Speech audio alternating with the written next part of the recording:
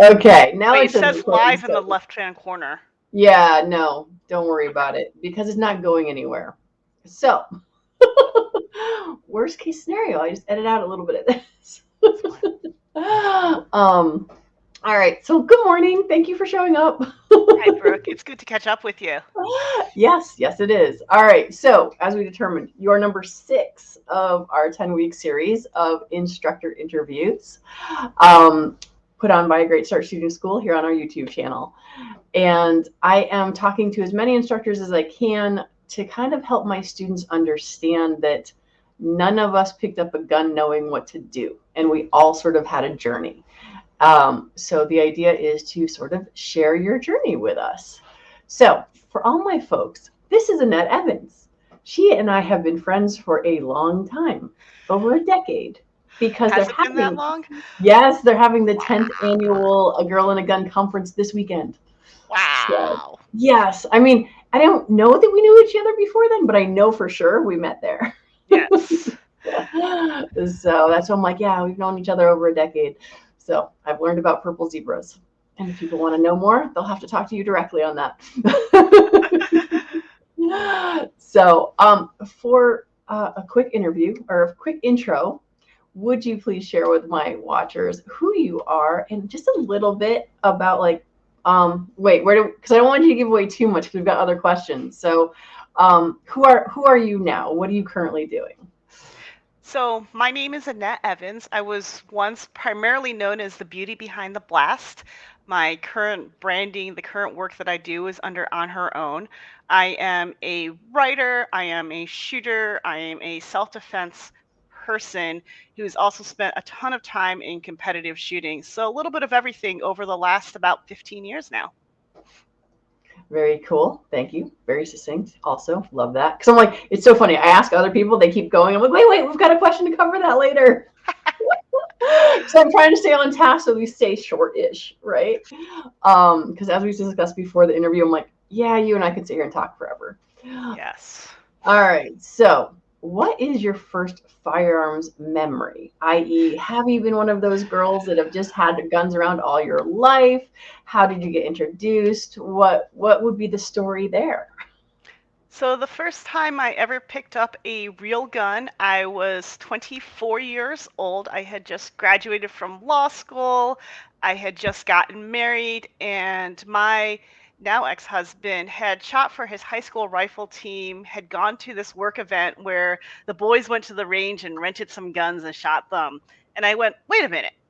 I want to learn how to do that too. I think that every girl should learn how to shoot a gun. To me, it was sort of acquiring a life skill, kind of like learning how to drive stick or learning how to, plunge a toilet or fix a clogged drain, change a flat tire. I'm like, I want to learn how to shoot a gun. It seems really cool. And I kind of, wheedled my way into going to the range. There's a little bit of blind leading the blind. My friend Jordan Pastorak of the Defensive Collective talks about people who start from less than zero. That was definitely me. And it was really just a matter of, well, let's see what I can do with this. Very cool. Yeah, it's so funny because I know that for my teaching, a lot of my students assume I've been around guns all my life. And the truth is, like, yeah, I was, but I didn't know anything about them. I prefer the people like you, me, Tatiana, who sort of really got into it later on in life. I mean, not that 24 is that old or anything like that. But all Doesn't right. seem that old now. Yeah, I know. Well, we're not going to talk about that. That was that. Yeah, I know. People are like, don't ever ask a woman her age. I'm like, I will proudly tell you, I've made it through over half a decade, and it's all good because it's like every year is another accomplishment. So older is a good thing.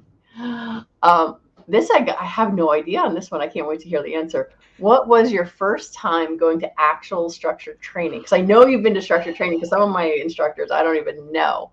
And I mean, and it's the first time that you remember, right? So what was the first time? I don't know if it was Bruce. I don't know. You've got so many choices. So I'm like, yeah, I I'll just wish I wish Bruce Gray had been my first trainer. That would have changed the course of my shooting career. just a little bit. No, I started I started, and this was perhaps not the wisest thing in the world. I'd been shooting for a while. I was doing kind of okay, and I went to an NRA basic instructor course. Okay. Um, that was probably way too early in my shooting career. I followed that up by taking several of the other NRA classes for pistol, the NRA instructor certifications. Back then, you could only go through personal protection inside the home and outside the home. But my first sort of like non-NRA class was I went up into the mountains in the middle of nowhere with an instructor that I had met, and he did like a camp. It was like a 2-3 day defensive firearms camp where you did nothing but like stay in a cabin and go up to this private range and learned defensive firearm shooting with pistols. Were you a And competitor I'm just shooter going to at this slide point? in the lesson. One of the biggest lessons that I learned in that class that had nothing to do with shooting and everything to do with training was to buy an uplula. Okay. And for those of you who don't know, wait here. Yeah, those of you who don't know, it's a thing that helps you load your magazines a lot faster. So And I'm guessing without at hurting your that point, fingers. then you were not a competitive shooter yet, because I don't know a competitive shooter No. that doesn't have an Upalula. So, Yeah, I had barely learned how to draw a gun out of a holster by that point. gotcha. All right. Let's see. Sorry, structured training. All right. Yes, I'm going through my checklist. I'm so proud of myself for having a checklist. Pretty organized. I know. All right. What advice would you give to a student looking for training? Because, like, I know when I first started looking, I would read what they had to offer, and I'm like, I don't even know what they're talking about, and I didn't think to like pick up the phone and talk to them or ask a question. So, what would your advice be?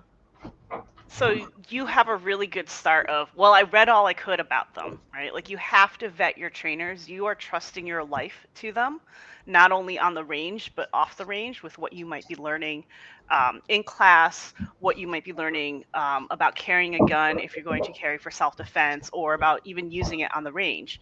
So, it's a life or death kind of decision, even if you're there to have fun. And I think that we're all, we should be out there to have fun. We should be out there to enjoy it. But you need to take that very seriously. And I think one of the challenges when you're new to this is, well, I'm reading all these instructor bios and I guess they sound good to me. I don't know anything about it. So, you know, asking people who you already know, who are, kind of deeper into the firearms world, is a good start. Another thing you can look for is, and hi, this is my cat Tuna. And another thing you can We look did say there for, might be cat tail in the video ahead of yeah, time, now so there's we're cat prepared. butt. I'm sorry about that. One of the things that you might want to look for is not just instructor certifications, because anybody could take a class and hang a shingle, but you're looking for a little bit more varied experience and varied time. I want somebody who's taken more than a couple classes, who has more than a couple years of shooting under their belt, and has decided to hang out a shingle and say, "Hi, I'm an instructor." If you're looking for specific certifications or specific qualifications, that's kind of hard, but I really like the Range Master Instructor certification. That's one that I have myself, and almost everybody who comes through that program has a pretty good base. And who is that through? That's through Tom Gibbons. Okay. So so we're gonna go off on a little bit of a tangent just because. The other thing that I find all the time is like, oh, well, they were military, so they know what they're doing. So let's talk about contextualization. Sorry, If you were this is thinking getting the about lawyer out in her. if you are thinking about using firearms for a particular purpose, whether it's competition or fun or for home defense or for concealed carry, as a civilian, as somebody who's just like an everyday person going about their life, then you need to think about having an instructor who is able to speak to your specific concerns and your specific lifestyle. What somebody learns to do in the military or what somebody learns to do as a police officer isn't necessarily applicable to what you're doing in your normal everyday life. So either they need to have that experience or they need to be able to talk about how they've translated what they've done to what you need to go out and do. Yeah. I mean, one of the other things we've talked about too is that just because someone is a really good shooter does not necessarily mean they're a really good teacher. And I'll give the example of I'm not the best shooter, but I think I'm a good teacher. So, because I have had people who have higher skill sets than me come to my classes just because they need someone to watch what they're doing and that sort of thing. Yeah. So yeah, and the other thing, like my one of my favorite things on the wall is trust but verify. And you don't know what you don't know. And folks who have just been shooting all their lives may or may not know how to teach you stuff, because that was my student yesterday. She's like, my husband's really good and he's really patient, but he sort of does a lot and you break it down in little tiny pieces. I'm like, well, because he doesn't understand how much he's doing naturally because he's been doing it all of his life. So yeah, just because someone's been shooting all their life also does not necessarily make them an awesome trainer. um, And it so doesn't, even if somebody's really, really good at one thing, it doesn't mean they're really good at another. mhm, Concealed carry in particular isn't just about the skill of getting your gun out of the holster and making a bullet hit the intended target. Right? There's right. so much else to it, and there's other people to learn from who may not be the best shooters in the world, but are really good at coaching or really good at all the other pieces that you might need to learn.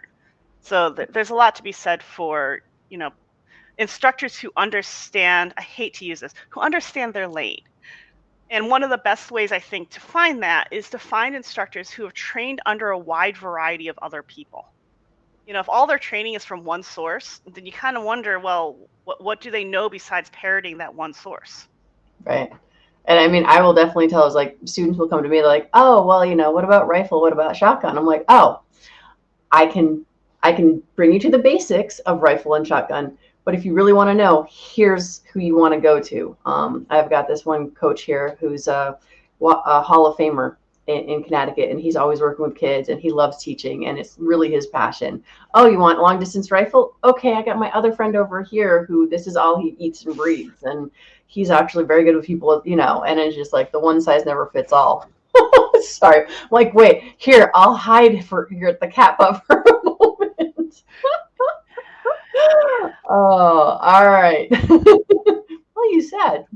All right. So the next is, what advice would you give to brand new students that think all they have to do is pick up a gun and pull the trigger? Because as we talked a little bit before, it's like I have students that will come in here and they'll be so amazed or annoyed that they Hang don't on a have to second. just pick up We're the gonna gun. need to. Uh-oh, gonna My try to get cat the is cat stuck out on of you. you. Did he get in your hair? No, her claws are a little long right now. Sorry about that, Oh, guys. We're that's gonna need okay. to lose the tuna Lose if the she can get tuna. free. Tuna, we're cutting your nails tonight. I think that was Sorry too about much. that. All right. It's okay. No worries. So, All sorry, we're right. gonna have to edit that. Now you think I'm going to edit that? Maybe, maybe not. We'll see. I'm not sure. I got that. We'll see what happens. All right. So wait, I'll start it. Ready? Okay. Ready? Pause. All right. Hi. That'll be where the edit will go. I don't know. We had a cat butt interruption. Anyway, what advice would you give to brand new students that think all they have to do is pick up a gun and pull the trigger? Because I find students will be either frustrated or overwhelmed by how much there really goes into shooting a gun. So, a lot of us live in suburbia enough to have at one time in our lives learned how to drive a car. And I want you to think about how much went into being able to drive that car. You had these pedals, two, maybe three pedals. You've got to deal with steering wheel. You've got to deal with the turn signals. You might have to deal with other levers and buttons and things like that. And at the same time, not only are you looking at the front windshield of the car, you have to be checking all these mirrors. Then you have to turn your head because there might be somebody in your blind spot. But all you're doing is putting your foot on the gas and steering down the road, right?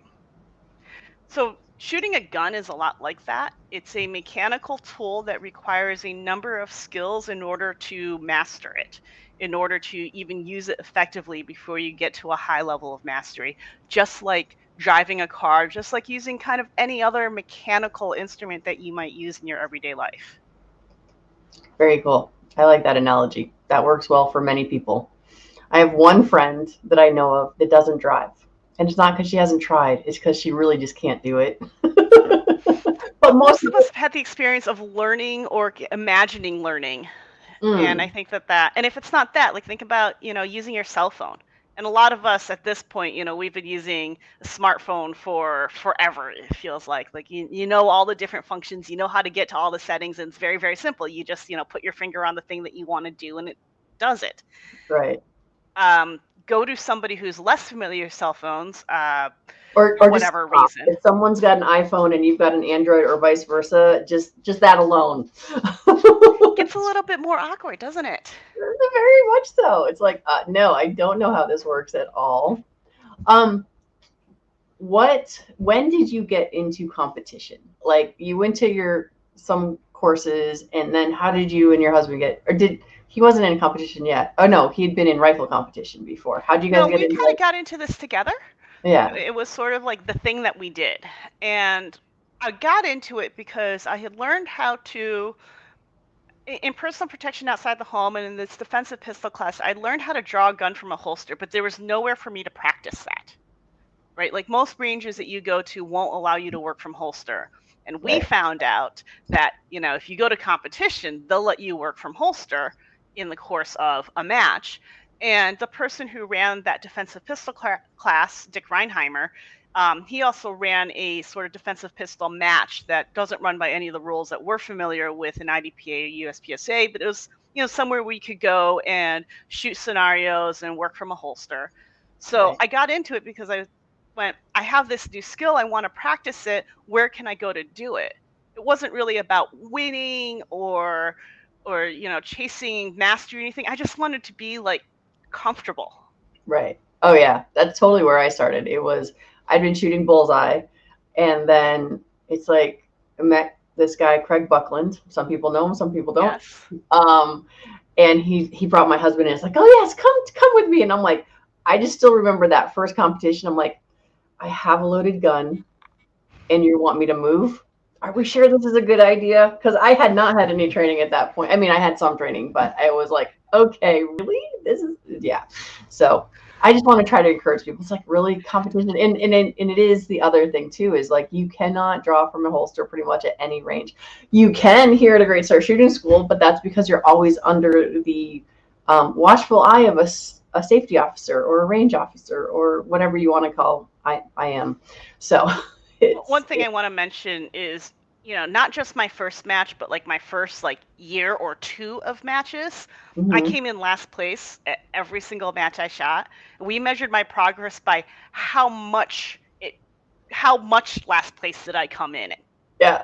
Oh It was yeah. really cool when I came in last place by like a little bit instead of, a lot of these were time-based scoring. So, you had the winner who's really, really fast, and then you kind of like work your way down, and then you take the second to last place and you double their time or more. And there I was. I'm like, I put the wrong person up.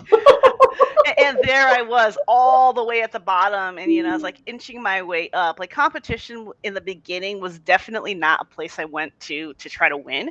I was just trying to lose not as badly. Yeah. And Yeah. I don't mean lose by like second place. I mean like last place. Yeah. Yeah. And I was there with you in that. Like I was lucky enough to go to Smith and Wesson Indoor Nationals like in 2011 or 2012, and I met this lady Kitty, and Kitty Catherine and I would vie for a case of soda because neither one of us really drink, and it was who was closer to the last place actually was the winner. But we always knew we could just go to the bottom of the list and like people we were 5 up, maybe in the top 10 of the last place winners, and that was our bet to see who really won. So she and I would we would have our little competition of all right, who's closer to the actual end. So we were usually in the bottom 10. And it's just like, yes, that's where I was. And now it's like, I'm kind of sort of in the middle. Aiming for Zero is next month. And, they have different types of scoring. I'm like, I'm usually in the 2/3, not in the top 10, not in the bottom, but somewhere in the middle. So, but One of the matches that I used to shoot a monthly match at a local indoor range. It doesn't exist. The match doesn't exist anymore. But I went from like super, super last place to like last place to like second to last place, got out because I got lucky. I've gone back and won that match. yeah, So, there's hope. yeah. But I never ever forget where I started, which was so far in last place. We're not sure she shot the same match, and we're not sure she only shot it once. Yeah. Okay. All right. Ready? Next question. What are you most proud of in your firearms journey? So besides the fact that I have gone back and won matches I lost horribly, um, well, one of the things I'm super, super proud of is I have been able to put in enough work over the years, and it's been a lot of work over very many years. I mean, Brooke and I have known each other for how long now? Over a But decade now.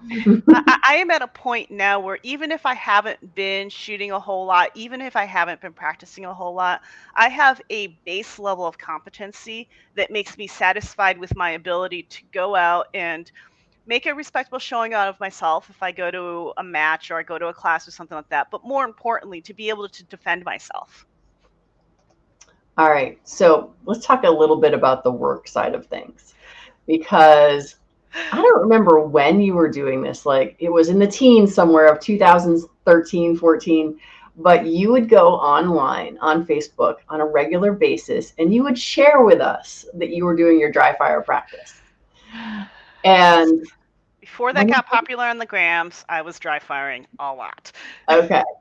And for those of you who don't know already, dry fire is basically doing all your skill sets without live ammunition. It could be drawing, it could be reloads, it could be pulling the trigger, it could be all sorts of different things.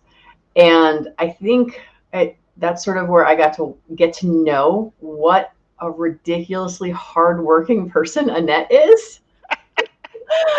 Because it would be bandages on her fingers to go over the blisters that she was creating because she was dry firing so much, kind of thing. So, yeah, a little bit. But because of that, we now have this, the dry fire primer. And this one is written on because she actually wrote in it for me. So no one can have mine from my school. But she helps you understand how easy it is to dry fire. And so what she just talked about as far as having that competence, no matter how long it's been, because she did so many hours of work over a long period of time. I mean, when you were doing like the dry fire stuff online, it was what, 20, 30 minutes a day that you were doing that, like 5 days a week? Yeah, I was dry firing probably 4, 5, 6, 7 days a week. I was going in, a short dry fire session might be 10 minutes, usually more like 20 or 30, sometimes even longer than that, depending on if there was some particular skill that was really driving me, or if I was getting ready for a competition or something, or I just got really into it. It was definitely a huge time commitment, and I'm not saying that everybody needs to do that to get to a level of competency that they can be comfortable with. It's my journey and what I did, and it's what's gotten me to a point where I'll go. The pandemic's been really tough in terms of practicing and competing and everything else, but I'll show up to like the Range Master Conference, the tactical conference, and they have like a little match in connection with the conference where you shoot a short course of fire, and then the top 8 ladies will go to the shoot off. So I'll get there, I'll shoot that, and I'll go to the shoot off. But it's only because I have all these hours and hours and hours of doing that work in the background, so that now that my skill has degraded, and everybody's skill will degrade if you don't keep up with it, that it's degraded to a level that I can continue to work with. All right. Yeah. I yesterday I just happened to have 3 new students, and they're like, "There is so much to learn," and I'm like, "Yes," but it's one of those things. I'm always like, "Here's the thing: you came to me this week. If you can come back next week and the week after, then we've got a nice basis because I'm only working with them an hour at a time, and now I can send you home with more homework." And it's like I wish when I had started that someone had told me about dry fire, because I'm like, we had guns in the home because my husband had guns. I just knew not to touch them. It wasn't until I had kids that I'm like, I need to know how to touch these. And it's like, if someone told me about dry fire, I'm like, oh, that would have been so much better because, oh, I've got guns in the house because my husband already has them. I don't have to get one for myself, and I can practice all this stuff. So, dry fire primer by Annette Evans. Dun, dun, dun. Everyone should have one. I The mean, other because it's just an easy way because like the dry fire dojo is super important. Understanding to make your workout, because dry fire is just another form of workout, Mhm. easier by having stuff set up ahead of time. It's how to win. Oh, so let's talk about on her own. Ha, but you had something else to say. So I was going to say one of the things about dry fire, and actually something I actually want to go even further back from that. Something that's really cool about what you're doing is this: we can have an hour lesson every week.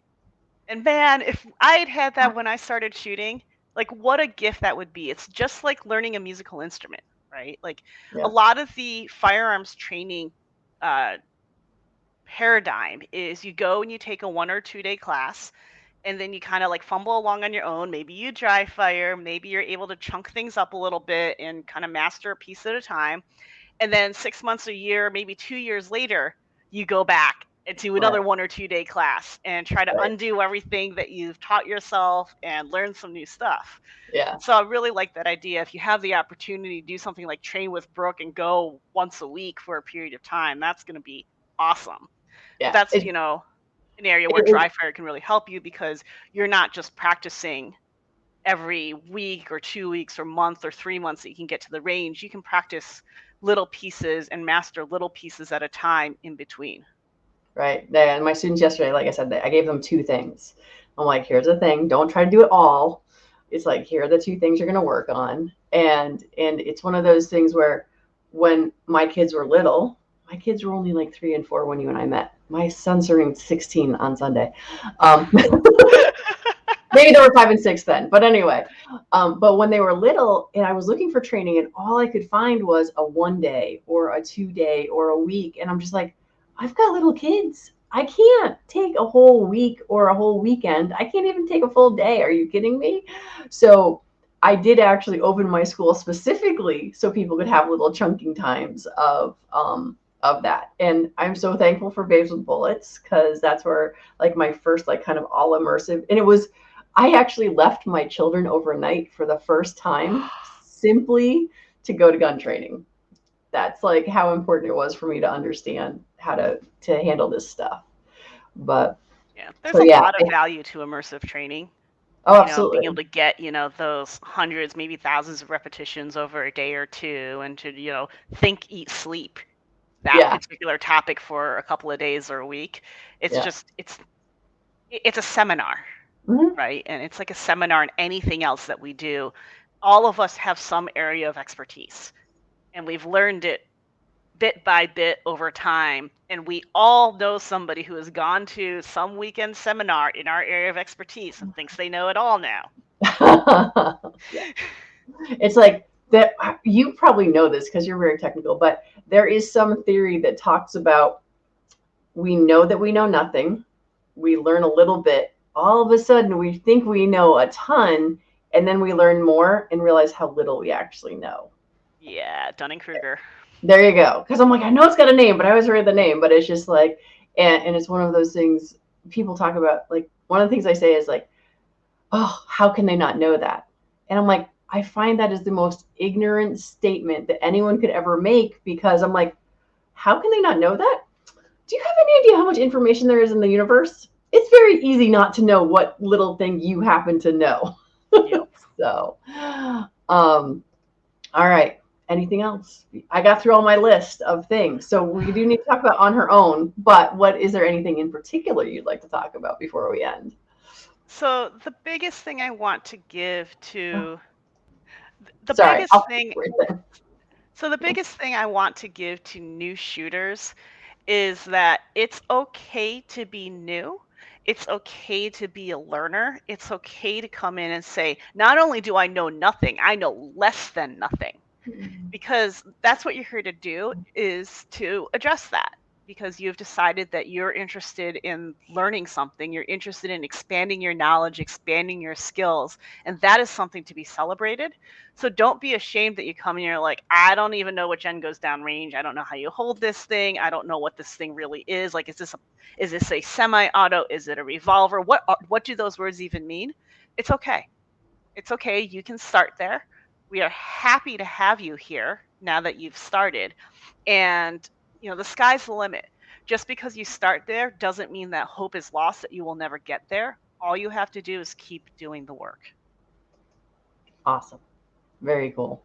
Yeah, and yeah, we don't expect you to know anything because it's like the amount of students that are just like, "Oh, I'm sorry, I didn't know." I'm like, "No, no, That's why no. The you're here. whole yes, the whole reason you're here is because you don't know." It's like, There's all sorts of things I know nothing about, and if I ever screw up the courage to go learn something about them, I'm gonna be like, what's this thing? One of my friends just started getting into calligraphy, and mm, I'm looking at the pen she's using. I'm like, I have no idea what that thing is and how you use it. Like, I know how to like write with like a regular pen, but like this, I thought I knew how to write, and I know nothing about what you're doing now. yeah, And that's just the way it is with anything new, and firearms are just something else new. yeah. And I mean, and this is the other thing that I kind of like about my model is that most of the time it's one on one. Hmm. So it's just like it's just me and my student, and they don't have to impress anybody. There's nobody else on the range. It's just it's easy because we don't expect you to know anything. Because why would you be paying us for lessons if that were the case?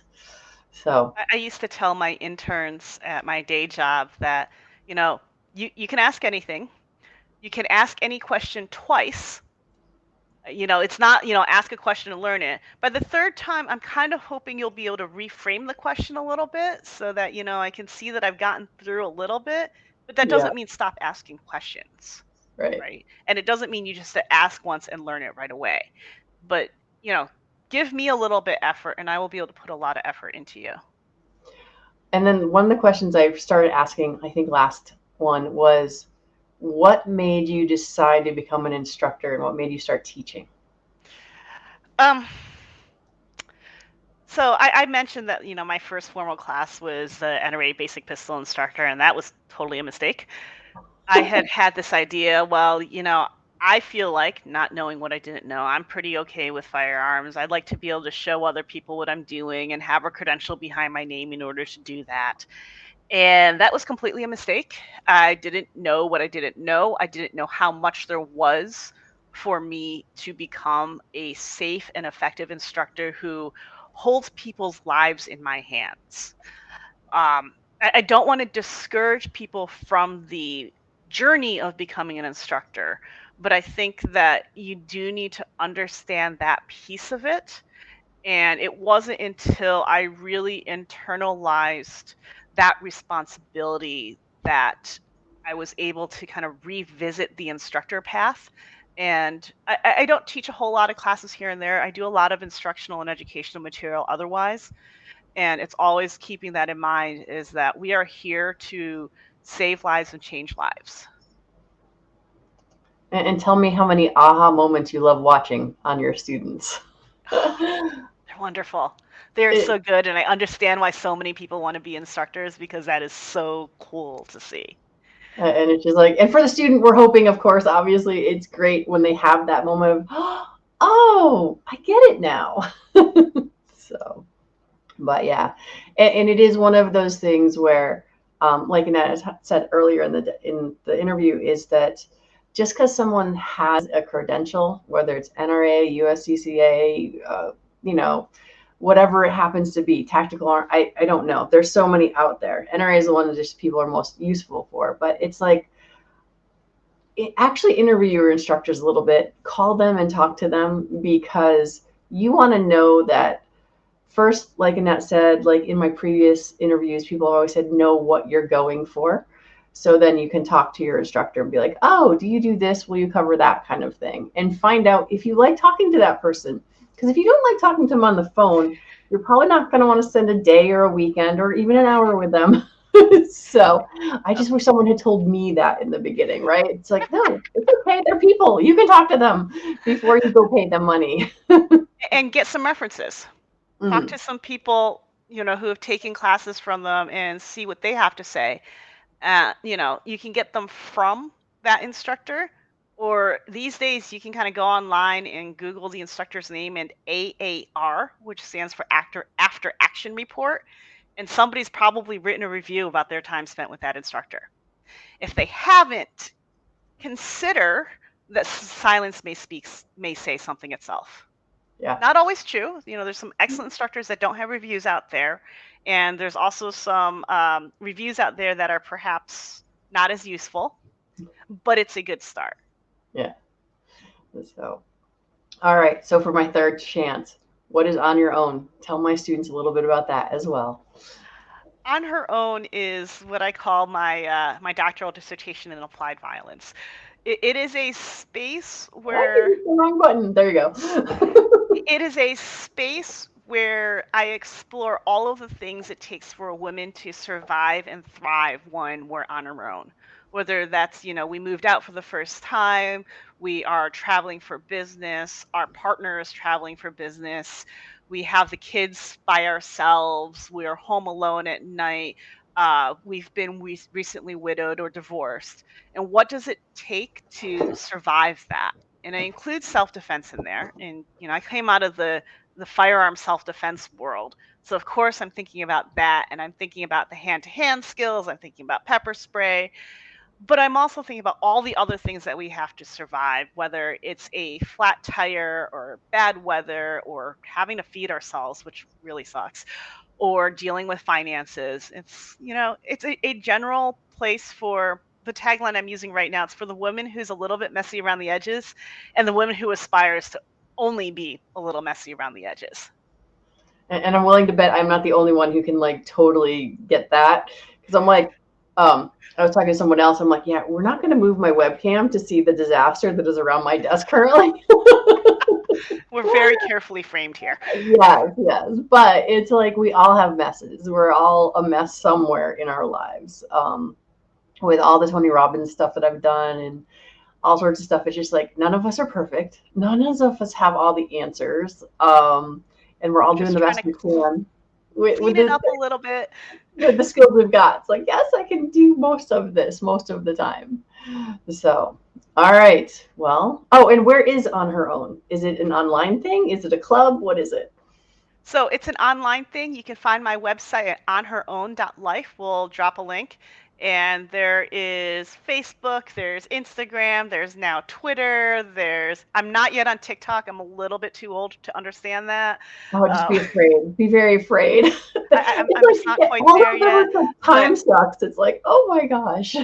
all over the place. And the best place to start, oh, I'm on YouTube too. The best place to start is my website that links out to everything.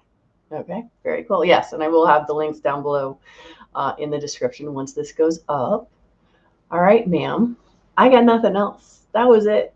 So Relatively quick and painless. thank you so much. I'm really excited and honored to be on here, and I hope that folks who have listened will have gotten a little something for themselves. Absolutely. It is always fun. And I'm just so excited to be able to share so many different people's journeys, because someone will resonate with you more than some of my others and vice versa. And it's just one of those things, like, we all had to start somewhere. And that's really the purpose, is to understand it's really okay that you know nothing. And thank you for stopping in and checking this all out.